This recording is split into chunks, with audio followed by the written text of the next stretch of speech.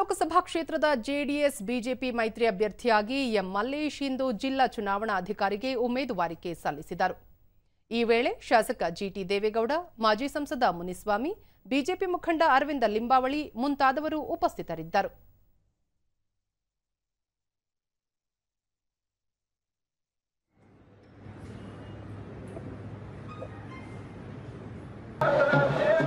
ಇದಕ್ಕೂ ಮೊದಲು road show ನಡೆಸಿದ ಮಲ್ಲೇಶ್ ತಮ್ಮನ್ನು ಬೆಂಬಲಿಸುವ ಮೂಲಕ ಶಕ್ತಿ ನೀಡಬೇಕೆಂದು ಮತದಾರರಲ್ಲಿ ಮನವಿ ಮಾಡಿದರು.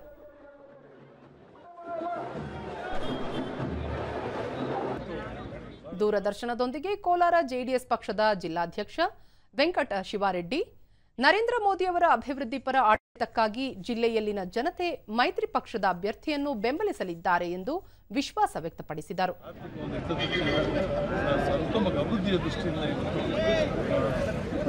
ಮೋದಿ ಅವರ ನಾಯಕತ್ವ ಬೇಕು ಅಂತ ವಿಶೇಷವಾಗಿ ನಮ್ಮ